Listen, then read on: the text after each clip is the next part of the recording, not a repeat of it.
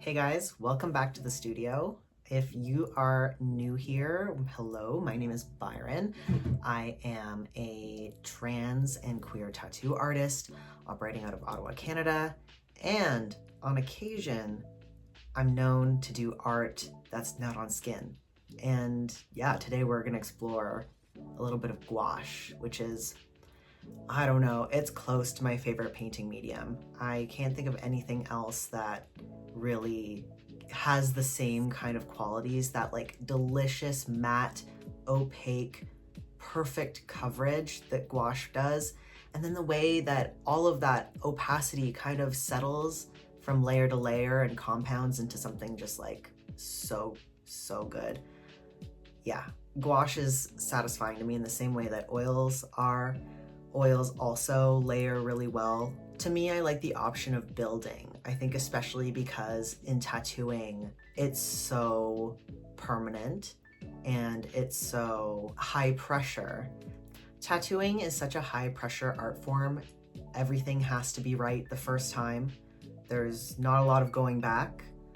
And that means that outside of tattooing, I really like to do art that is, I don't want to say lower pressure, but maybe that is what it is in a lot of ways. Something that I can build up in layers and kind of edit as I go.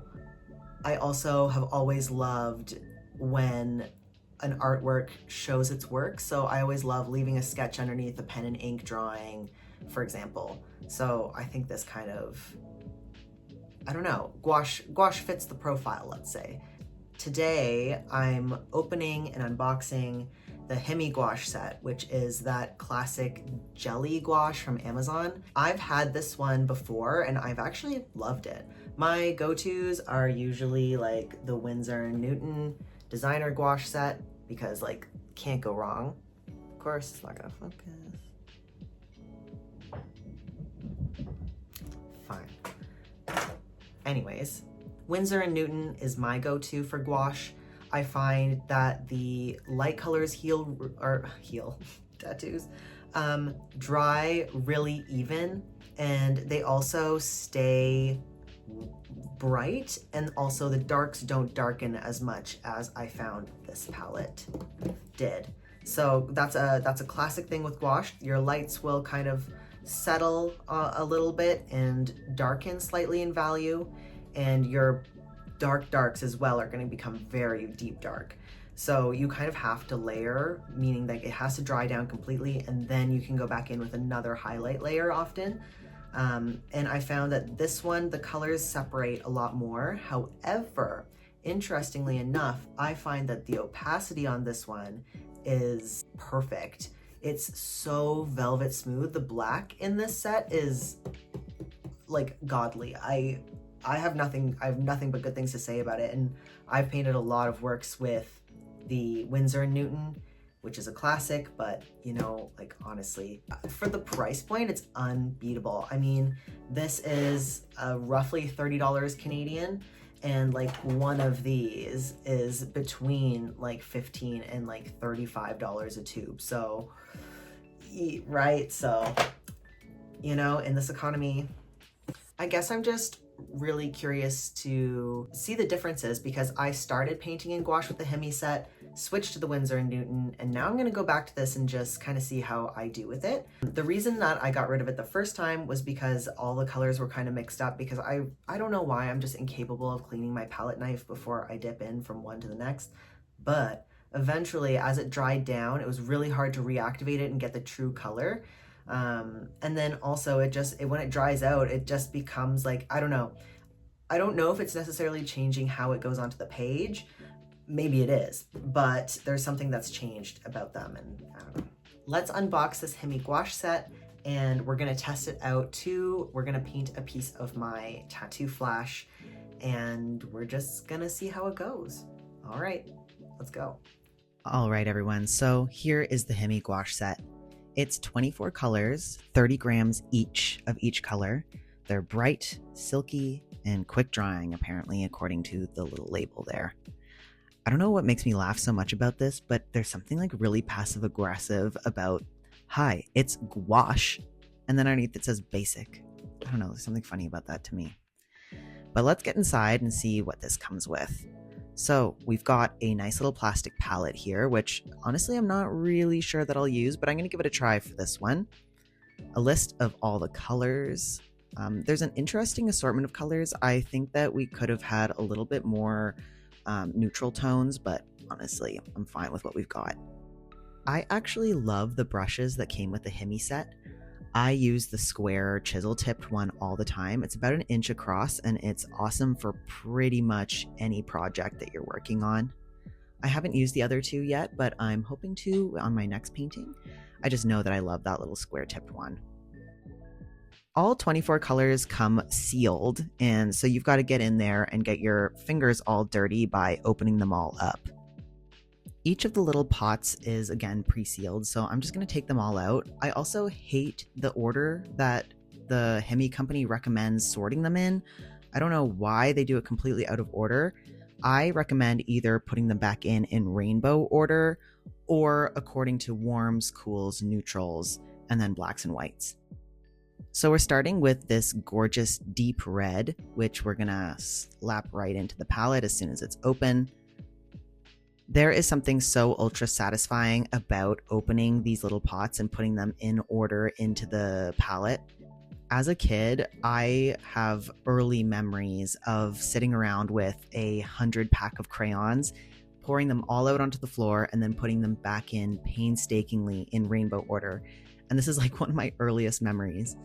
Hilariously, I find that my niece does the same thing when I get her own art supplies. She'll sit there and pour them all out and then put them back in rainbow order.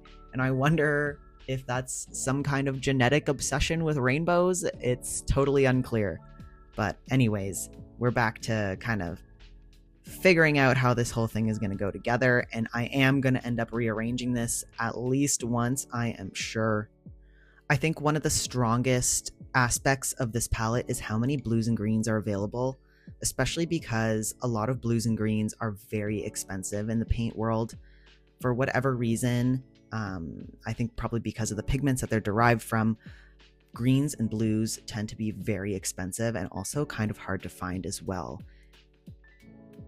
Okay, one of the major downsides of this palette is how absolutely filthy your hands get while you're trying to open all these things. And like absolutely forget about having to reach in and reorder them because, oh my God, your hands are going to be so stained. And if you've got long nails like me, it's going to get under there forever. And yeah, very stressful. So I just realized that I was missing a bunch of blues. They give you so many blues in this palette.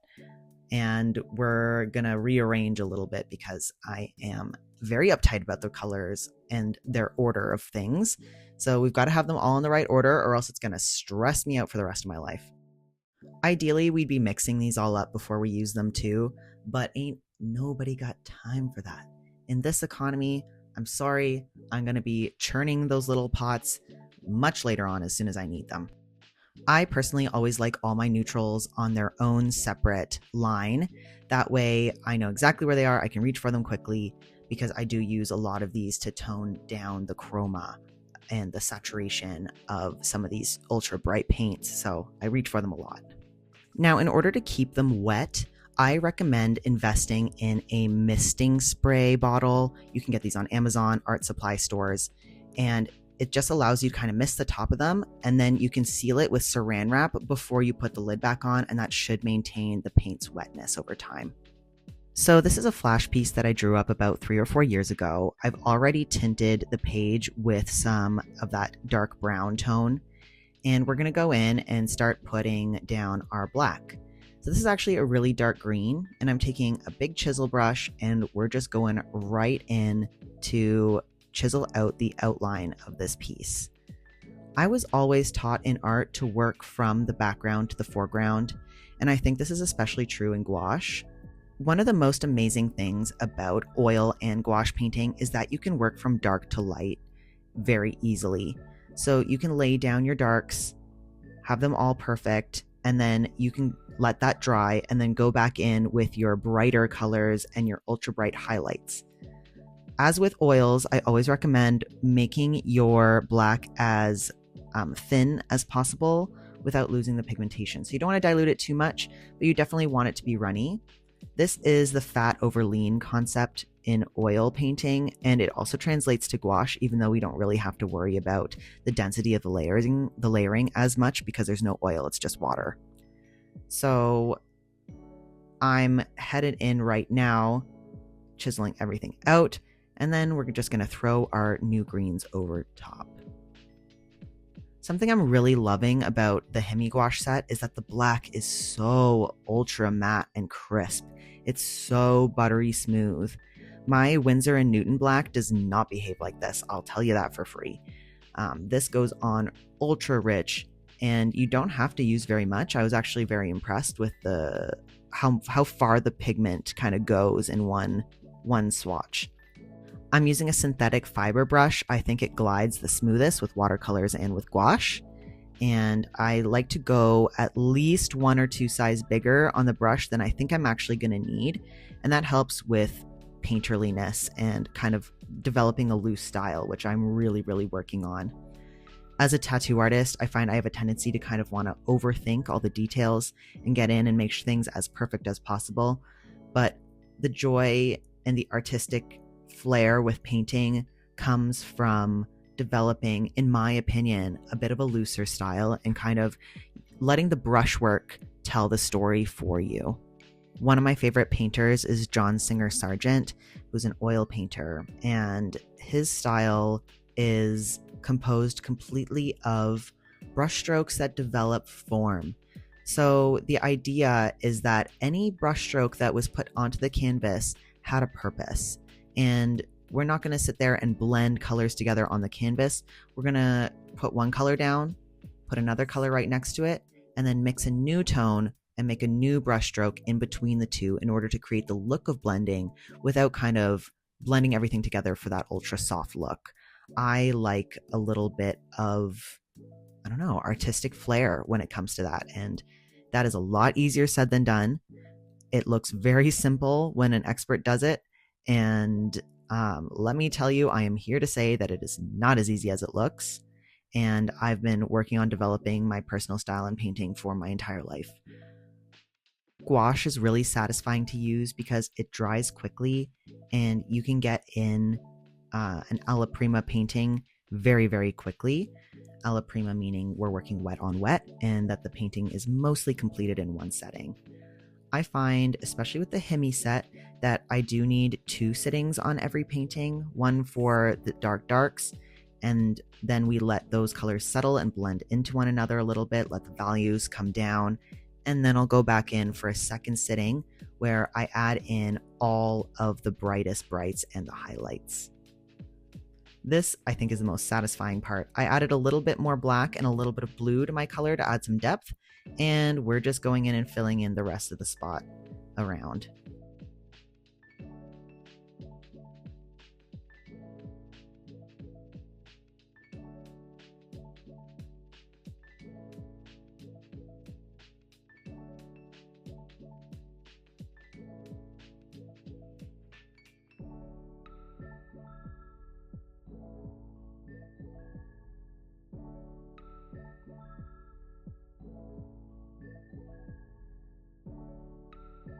Now we're going to go in with the shadows. I've mixed a tiny bit more green, that kind of teal green, into my background color in order to create color harmony. And now I'm just carefully building form and shape with my brush strokes.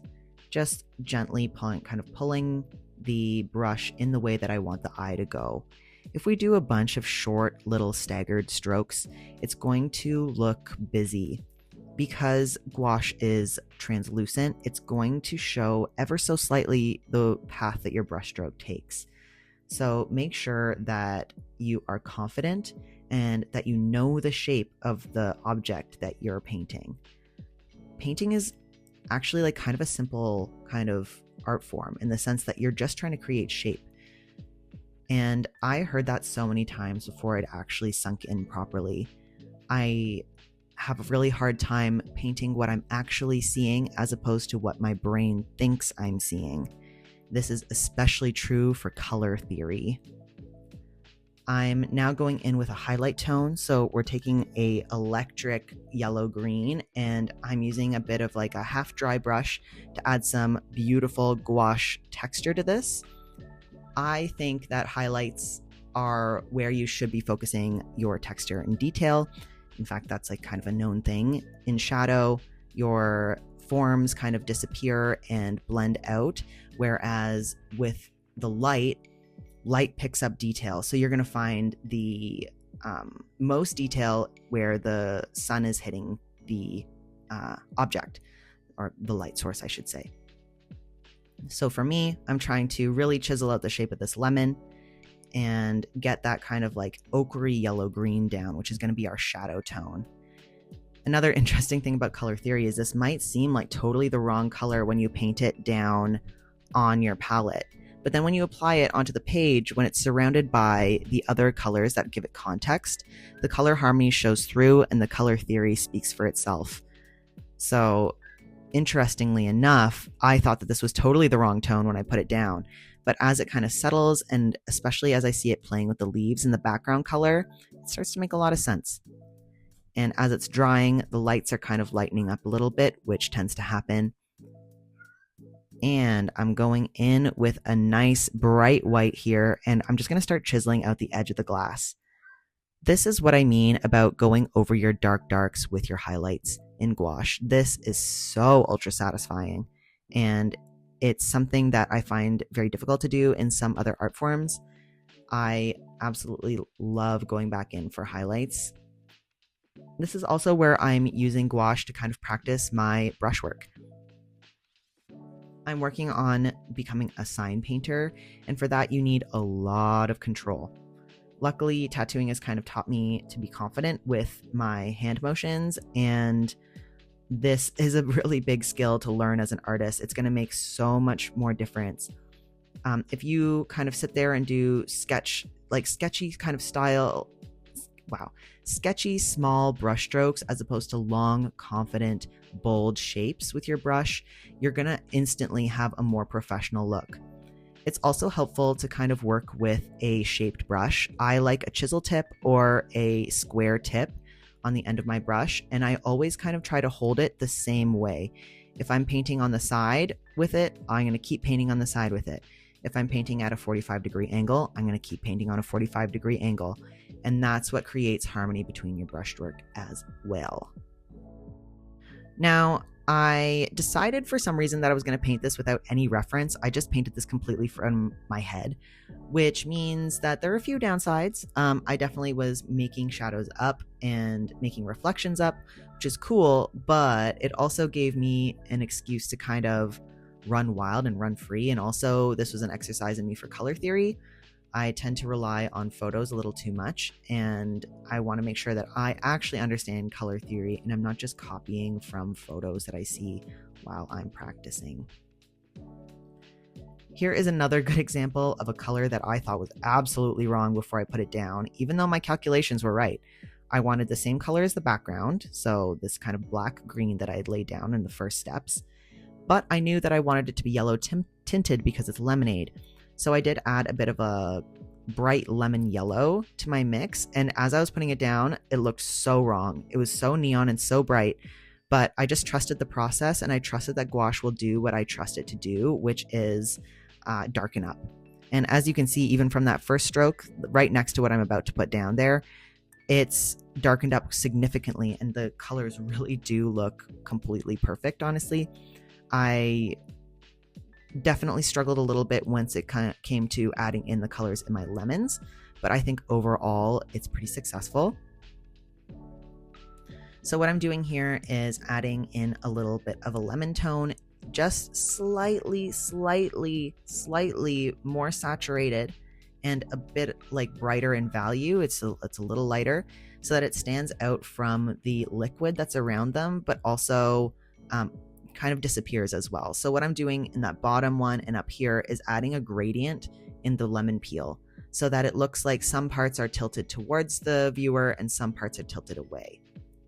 I'm also adding dark lowlights around where I want the lemon and the ice cubes to kind of like disappear from. and also where I want the glass to feel a little bit more three-dimensional.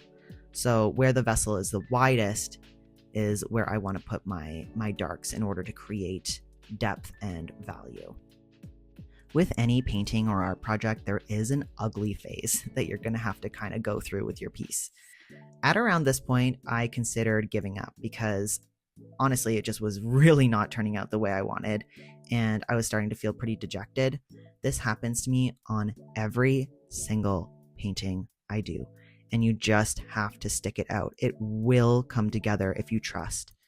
A lot of painting is editing. You just want to get paint down onto the canvas, the paper, the board, whatever you're using, and then edit from there.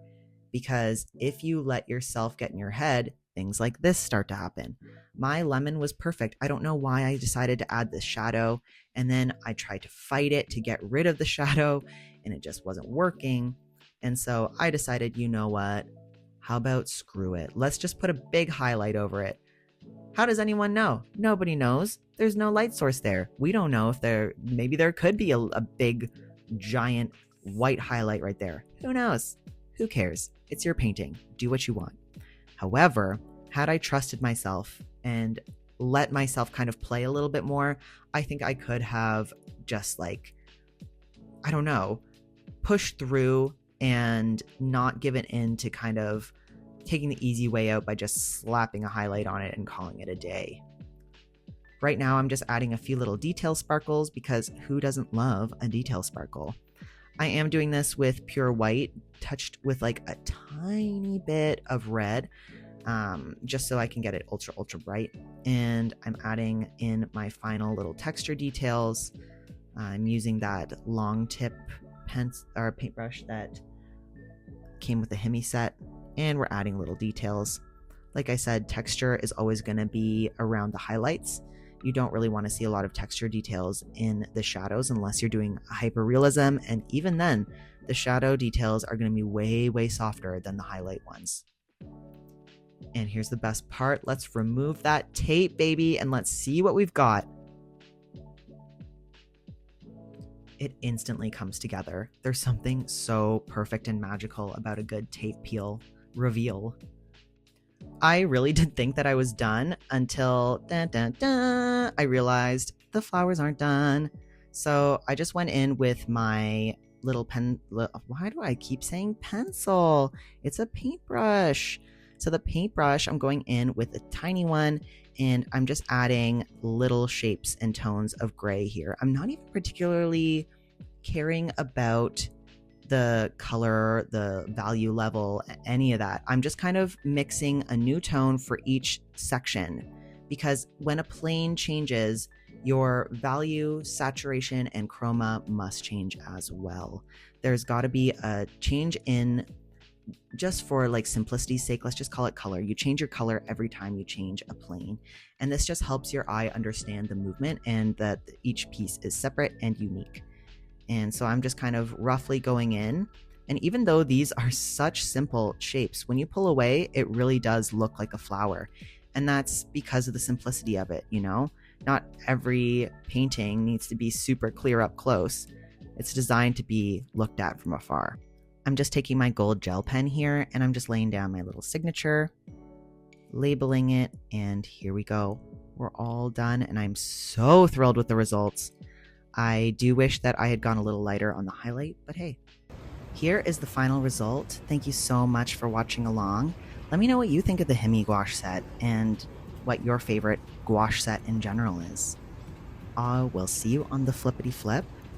Enjoy the rest of your day, your weekend, your month, your year, your life, you know. Enjoy. I'll see you next time. Bye.